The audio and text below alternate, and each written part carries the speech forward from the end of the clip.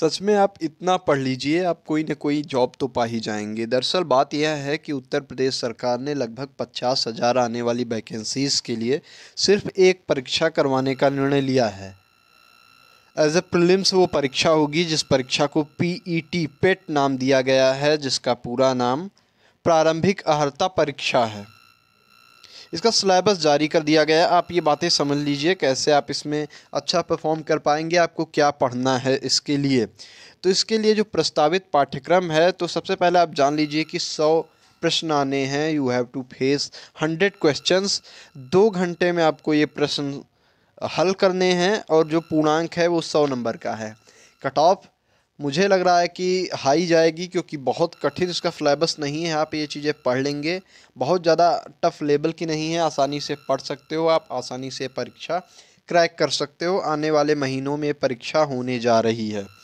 भारतीय इतिहास टोटल लगभग 10 12 टोटल आपके 15 विषय हैं। 15 विषय आपको पढ़ने हैं। 15 विषय में एक निश्चित सिलेबस है। मैं आपको बताता हूँ कि उनमें से आपको क्या पढ़ना है। पहले पेपर की बात करें तो पहला पेपर आपका है इतिहास का, इंडियन हिस्ट्री का। 5 नंबर का इससे क्वेश्चंस आने हैं, 5 नंबर के सवाल आएंगे, जिसमें सिंधु घाटी की सभ्यता, वैदिक संस्कृति वही जिसमें 4 वर्ण व्यवस्था और ये सब व्यवस्थाएं जिसमें थीं, है ना।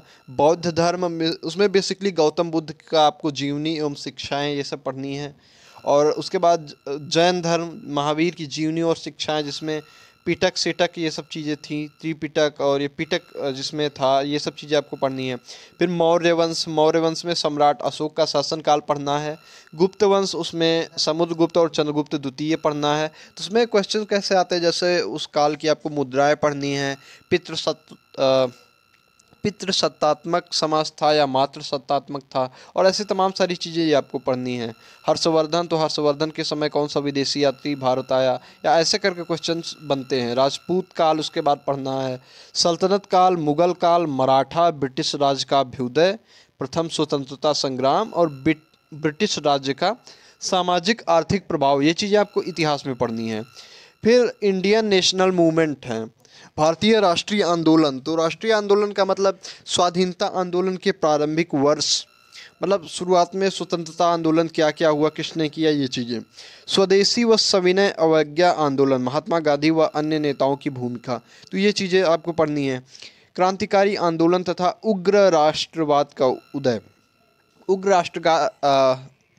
राष्ट्रवाद में आप सुभाष चंद्र बोस और सरदार भगत सिंह, तो इन लोगों के बारे में आप पढ़ेंगे। विधायी संशोधन तथा ब्रिटिश इंडिया एक्ट 1935, 1935 में क्या एक्ट आया, उससे संबंधित कुछ और सवाल बन जाएंगे। भारत छोड़ो आंदोलन, आज़ाद हिंद फौज तथा नेताजी सुभाष चंद्र बोस, ये चीज़ें आपको पढ़नी है। तो इसके बारे में कुछ सन वगैरह पूछा जा सकता है, या उनसे संबंधित और भी सवाल बन सकते हैं। ये भी 5 नंबर के आएंगे। 5 नंबर का फिर भूगोल आएगा। भूगोल में बेसिकली आपका है भारत एवं विश्व का भौतिक भूगोल, जिसमें नदियाँ और नदियों की घाटी शामिल है। भूजल संसाधन, पर्वत तथा पहाड़ियाँ तथा हिमनद, मरुस्थल व शुष्क क्षेत्र, वन, खनिज संसाधन। ये खनिज संसाधन फोकस्ड रहेगा, सिर्फ इंडिया में पूछा जाएगा, है ना। जैसे पूछा जाए कि कोयला निम्नलिखित में से किन राज्यों में होता है, उड़ीसा और जम्मू कश्मीर और लेह, और ऐसे करके एक और आपको कोई उत्तर प्रदेश ऑप्शन दे दे तो आप क्या सही लगाओगे, इन चीज़ों से संबंधित होगा। भारत एवं विश्व का राजनैतिक भूगोल और जलवायु तथा मौसम। टाइम जोन जैसे इंडिया का 5:30 होता है प्लस 5:30, ऐसे हर देश का अलग अलग होता है, तो ये चीज़ें पूछी जा सकती हैं।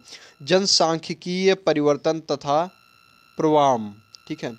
फिर इकोनॉमिक्स की बात आती है। 5 नंबर का इकोनॉमिक्स से क्वेश्चन आएगा। भारतीय अर्थव्यवस्था 1947 से 1991 तक। वादी अर्थव्यवस्था आने के पहले तक वो चीज़ें, प्री लिबरलाइजेशन, है ना। योजना आयोग तथा पंचवर्षीय योजनाएं, तो जो 12 पंचवर्षीय योजनाएं थी उसके बारे में आप जान लीजिएगा, 5 ईयर प्लान। फिर मिश्रित अर्थव्यवस्था का विकास, निजी एवं सार्वजनिक क्षेत्र, तो इसके बारे में भी आपको जानना है। हरित क्रांति, तो हरित क्रांति स्वामीनाथन कमेटी ने जब हरित क्रांति लागू की थी 1965 में, तो ये चीज़ आपको पता होना चाहिए। उसके जनक स्वामीनाथन हैं। दुग्ध विकास एवं ऑपरेशन फ्लड, तो ऑपरेशन फ्लड या ऑपरेशन फ्लड दुग्ध विकास के लिए चला था। तो इससे संबंधित भी आपको चीज़ें पता होनी चाहिए, किसका जो एक रेट था वो किस दर पे ये इसमें सुधार हुए, इसके जो फादर थे, जनक थे दुग्ध विकास के ऑपरेशन फ्लड के, वर्गीस कुरियन थे। अगला, बैंकों का राष्ट्रीयकरण तथा सुधार, तो कैसे आरबीआई नियंत्रण करती है और राष्ट्रीयकरण कैसे हुआ बैंक्स का, ये चीज़ें। फिर वर्ष 1991 में आर्थिक सुधार तथा उसके बाद की अर्थव्यवस्था, तो इसमें भी आपको ये चीज़ पढ़नी है कि आर्थिक सुधार मतलब लिबरलाइजेशन आ गया, उसके बाद विदेशी एफडीआई का इन्वेस्टमेंट इंडिया में होने लगा उसके बाद से। फिर अगला टॉपिक है वर्ष 2014 के पश्चात आर्थिक सुधार, कृषि सुधार, ढांचागत सुधार, श्रम सुधार, और ये सब चीज़ें हैं आर्थिक सुधार और जीएसटी। तो इसमें ये क्वेश्चन आएगा कि क्या इससे चेंजेस हुए, कब ये चीज़ें लागू हुई, और उससे मैं आपको बता रहा हूँ कि उसका डिजिटली रूप बहुत आएगा, जैसे उसके लिए वेबसाइट कब बनी है, उसका कोई ऐप आता है कि नहीं आता है, ये सब चीज़ें। फिर अगला है इंडियन कॉन्स्टिट्यूशन से, भारतीय संविधान से 5 नंबर का सवाल आना है। भारतीय संविधान की जो मुख्य विशेषताएं हैं वो क्या हैं, नीति निर्देशक सिद्धांत क्या हैं, मौलिक अधिकार एवं कर्तव्य क्या हैं, संसदीय प्रणाली कैसी है, और संघीय प्रणाली, संघ व केंद्र शासित प्रदेश, केंद्र राज्य संबंध, न्यायिक ढांचा, सर्वोच्च एवं उच्च न्यायालय, जिला प्रशासन, स्थानीय निकाय, पंचायती राज संस्थाएं। तो ये चीज़ें आपको पढ़नी, 5 नंबर का उससे आएगा। सामान्य विज्ञान से 5 नंबर के क्वेश्चन आएंगे, जिसमें प्रारंभिक भौतिक विज्ञान, प्रारंभिक रसायन विज्ञान, प्रारंभिक जीव विज्ञान। मैं आपको बता रहा हूँ कक्षा 8 के लेवल का आपका सामान्य विज्ञान जनरल साइंस आपकी आने वाली है। प्रारंभिक अंकगणित की बात करें तो 5 नंबर की आएगी, पूर्ण संख्या, भिन्न तथा दशमलव, प्रतिशतता, साधारण अंकगणितीय समीकरण, वर्ग तथा वर्गमूल, घातांक एवं घात, औसत।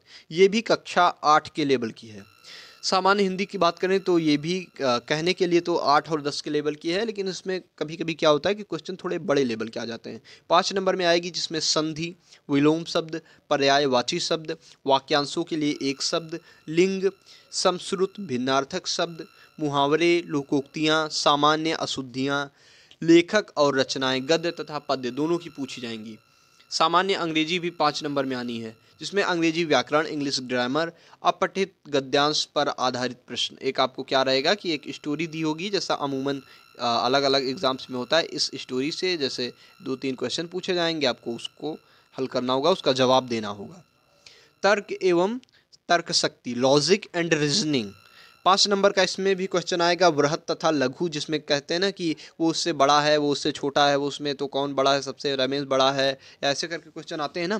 फिर क्रम व रैंकिंग, तो क्रम का भी है कि वो उसके आगे है पीछे क्या है। संबंध, ब्लड रिलेशन से क्वेश्चन आएंगे, जैसे वह उसका पुत्र है, वह उसकी नानी है, उसके भाई बहन है, तो उसका रिश्ते में क्या हुआ, ऐसे करके।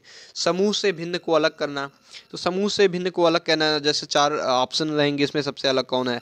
कैलेंडर व घड़ी, तो इस तारीख को जैसे आता है ना कि मंगलवार है अगले महीने की, इस तारीख को कौन सा दिन होगा। कारण और प्रभाव, कोडिंग डिकोडिंग, कोडिंग डिकोडिंग जैसे आता है कि इसको गुप्त संख्या में ये लिखा जा सकता है, तो इसको क्या लिखा जाएगा। उसके बाद निगमनात्मक तर्क या कथन, विश्लेषण एवं निर्णय, तो इसमें देखिए 2 तरह के क्वेश्चन आते हैं। जैसे एक सेंटेंस कभी कभी लिखा रहता है, तो उसमें एक कोने में गलती होती है, तो वो चीज़ें कभी कभी हो जाती हैं, ये अलग तरीके से भी आ सकता है। करंट अफेयर में भारतीय तथा वैश्विक स्तर पर 10 नंबर का करंट अफेयर आने वाला है। ये आप इसके लिए क्या करिए कि आप समाचार पत्र पढ़िए। फिर सामान्य जागरूकता, जीए, जनरल अवेयरनेस जिसको कहते हैं, उससे भी 10 नंबर के सवाल आने हैं। भारत के पड़ोसी देश, उनसे कैसे व्यवहार हैं, कैसे व्यावसायिक संबंध हैं उनसे। उसके अलावा देश, राजधानी तथा मुद्रा, भारत के राज्य तथा केंद्र शासित प्रदेश, भारतीय संसद, राज्यसभा, लोकसभा और विधानसभा, विधान परिषद। तो आप कहेंगे ये तो अभी मैंने उसमें बताया था इंडियन कॉन्स्टिट्यूशन में, तो वो चीज़ें अलग थी। उसमें पूछा जाएगा कि ये कहाँ से, किस देश से लिया गया है, या ये संविधान के किस अनुच्छेद में वर्णित है, ऐसे क्वेश्चन आएंगे। लेकिन इसमें सामान्य जागरूकता में जैसे पूछा जा सकता है कि वर्तमान में लोकसभा स्पीकर कौन है, उच्चायुक्त कौन है, ऐसे करके क्वेश्चंस बन सकते हैं ना। राष्ट्रीय एवं अंतर्राष्ट्रीय दिवस, तो जैसे फॉर एग्जांपल कल अंतर्राष्ट्रीय महिला दिवस है 8 मार्च को, ऐसे करके तमाम सारे दिवस पूछे जाते हैं। उत्तर प्रदेश का है तो उत्तर प्रदेश दिवस कब है आज, ऐसे करके भी क्वेश्चन कभी कभी पुटअप किए जाते हैं। विश्व संगठन। और देखिए दिवस में एक चीज़ मैं और बता दूं कि पिछले कुछ सालों में जो मैंने अभी तक अनुभव किया है कि थीम भी पूछा जाता है। थीम का मतलब जैसे फॉर एग्जांपल जैसे इस बार मैं राष्ट्रीय मतदाता दिवस की बात करता हूं। राष्ट्रीय मतदाता दिवस 25 जनवरी को राष्ट्रीय मतदाता दिवस होता है, तो इस साल का थीम था सभी मतदाता बने सशक्त, सुरक्षित, जागरूक। ऐसे करके एक थीम था। तो हर साल अब क्या हो रहा है कि जो विशेष दिन हो रहे हैं, सरकार या संबंधित विभाग उसके लिए एक थीम निकाल दे रहा है, तो वो थीम भी अब पढ़ना बहुत ज़रूरी हो गया है। विश्व संगठन, तो जैसे WHO है, यूनेस्को है, तो विश्व संगठन एवं उनके मुख्यालय, तो उसके मुख्यालय कहाँ स्थित हैं ये चीज़ें पता होनी चाहिए। WHO का कहाँ है, यूनेस्को का कहाँ है, और ऐसे तमाम सारे संगठन हैं उनके बारे में आपको पता होना चाहिए। भारतीय पर्यटन स्थल, तो इसके बारे में भी आपको चीज़ें पता होनी चाहिए, जो भी बड़े पर्यटन स्थल हैं। भारत की कला एवं संस्कृति, इससे भी क्वेश्चंस पुटअप हो सकते हैं, जैसे वस्त्र के क्वेश्चन आ सकते हैं, डांस के क्वेश्चन आ सकते हैं कि ये कहाँ का नृत्य है, ये कहाँ का लोकगीत है, ऐसे भी करके क्वेश्चन आ सकते हैं। भारत एवं विश्व के खेल, तो विश्व के खेल से संबंधित आप समझ ही रहे हैं, जैसे कबड्डी में कितने खिलाड़ी हो सकते हैं, ऐसे क्वेश्चन बन जाते हैं। भारतीय अनुसंधान संगठन, कितनी रिसर्च हैं, क्या लेटेस्ट रिसर्च आई हैं, ये चीज़ें पूछी जा सकती हैं। प्रसिद्ध पुस्तकें और लेखक, तो पुस्तकें और लेखक में हमेशा रिसेंटली में 1-2 बुक्स जरूर आ जाती हैं, तो इस पे भी आप फोकस करना पड़ेगा आपको। पुरस्कार एवं विजेता, उसके बारे में भी आपको जानना चाहिए, जैसे राष्ट्रीय फिल्म पुरस्कार हो गए, या जो बड़े पुरस्कार हैं पद्मश्री वगैरह इस साल किसको मिला, या पद्म भूषण, पद्म विभूषण किसको मिला, साहित्य अकादमी पुरस्कार हुए, ऐसे तमाम सारे पुरस्कार, उनके विजेता कौन है ये भी आपको जानना चाहिए। जलवायु परिवर्तन एवं पर्यावरण, इससे भी संबंधित आपको सवाल या जो भी बड़े रिसर्च हो रहे हैं वो चीज़ें आपको पता होनी चाहिए। 10 नंबर में फिर आएगा अपठित हिंदी गद्यांश का विवेचन और विश्लेषण। 2 गद्यांश आएंगे, प्रत्येक के 5 प्रश्न रहेंगे, आपको वही गद्यांश पढ़ के उसका उत्तर देना होगा। आसान चीज़ है, लेकिन कभी कभी क्या समस्याएं आप जानते हैं क्या है, मैंने आपको इतनी चीज़ें बता दी, अभी 2 और सेक्शन है, ये भी बात कर लेता हूँ। ग्राफ की व्याख्या और विश्लेषण, एक ग्राफ आ जाता है, उसमें जैसे बताना पड़ेगा कि ये करके, अगर आपने कभी एंट्रेंस वगैरह दिया है MBA वगैरह का, या रीजनिंग में जैसे कभी कभी ग्राफ आ जाता है, ये चीज़ें आ जाती हैं, जैसे ऐसे आ जाएगा कि, तो आपको बताना होगा कि मार्च में सबसे ज़्यादा पीड़ित व्यक्तियों की संख्या रही, इसमें कम रहा, या वृद्धि दर किस एवरेज वर्षों में रहा, किस औसत वर्षों में वृद्धि दर ज़्यादा रहा, कम रहा, ऐसे करके 2 ग्राफ आएंगे, उससे 5-5 नंबर क्वेश्चन आएंगे। तालिका की व्याख्या तथा विश्लेषण, तो आपको ऐसे तालिका भी दी जाएगी, तो उसका व्याख्या और विश्लेषण करना होगा। फिर से अब मैं बात करता हूँ इसमें, देखिए बहुत कठिन सिलेबस नहीं है। बेसिकली अगर आप कक्षा 8 तक बहुत कुछ कायदे से पढ़ लेते हैं ना, देखिए क्रमांक 1 से 9 तक अंकित शैक्षणिक विषयों में संबंधित प्रश्नों की कठिनाई का स्तर, जो डिफिकल्टी लेवल है, वो NCERT द्वारा निर्धारित सेकेंडरी या सीनियर सेकेंडरी लेवल का होगा। सेकेंडरी या सीनियर सेकेंडरी, तो कक्षा 8 लेवल का होगा, कहने का मतलब ये है। और परीक्षा का प्रकार वस्तुनिष्ठ प्रकृति का व प्रश्न पत्र बहुविकल्पीय प्रश्नों पर आधारित होगा, लेकिन निगेटिव मार्किंग इसमें होगी 1/4। जैसे आप सही करोगे तो 1 नंबर मिल जाएंगे, लेकिन आप अगर गलत करोगे तो 1/4 नंबर कट भी जाएंगे, इतना आपको ध्यान रखना। मैं आपको बेसिकली अब बातें बता रहा हूँ। प्रॉब्लम क्या है, प्रॉब्लम ये है कि आपको इतना सारा जो भी हल करना है, आपको 120 मिनट में हल करना है। 100 प्रश्न आपको हल करने हैं। एक प्रश्न पे बड़े मुश्किल से आपको 1.25 मिनट मिलने वाले हैं, 1.25 मिनट से भी कम मिलेंगे, 1 मिनट और कुछ सेकंड मिल जाएंगे। फॉर एग्जांपल 10 या 5 सेकंड मिल सकते हैं। तो आपको उसमें ये क्वेश्चन पेपर हल करना है। क्वेश्चन बहुत कठिन नहीं है, लेकिन क्या होता है ना, रीजनिंग वगैरह या अपठित गद्यांश वाला आप कर तो सकते हो, लेकिन उसके लिए उतना समय चाहिए होता है, आपको समय का अभाव हो जाता है ऐसे पेपर देने में। तो आप इसके लिए अगर प्रैक्टिस करें, ये चीज़ें पहले से पढ़ लें, पूरा सिलेबस कंप्लीट करें, तो संभावना है कि आप PET यानी प्रारंभिक अर्हता परीक्षा पास कर लेंगे। PET से ही जितनी भी UP में अब आने वाली वैकेंसीज़ हैं, इलेक्शन का टाइम है, तो उससे जो भी वैकेंसी होंगी, जिसमें UP SSSC आपका शामिल है, UP PSC शामिल है, और बहुत सारी ऐसे 10th 12th व ग्रेजुएशन लेवल की जॉब्स हैं जो इसी से मिलने वाली हैं। 12th लेवल की ज़्यादातर जॉब्स हैं, मतलब तमाम सारी जॉब्स हैं, पूरी लिस्ट है। उनको PET प्रारंभिक अर्हता परीक्षा से ही उनको नौकरी दी जाएगी। तो अगर आप एक पेपर पढ़ लेते हैं कायदे से, तो आप तमाम सारे पेपर्स की, तमाम सारे जॉब्स की तैयारी आसानी से कर पाते हैं। सवाल कमेंट बॉक्स में छोड़ जाइए। अधिक जानकारियों के लिए स्टे ट्यून्ड रहिए द यूनिवर्सिटी कनेक्शन। धन्यवाद।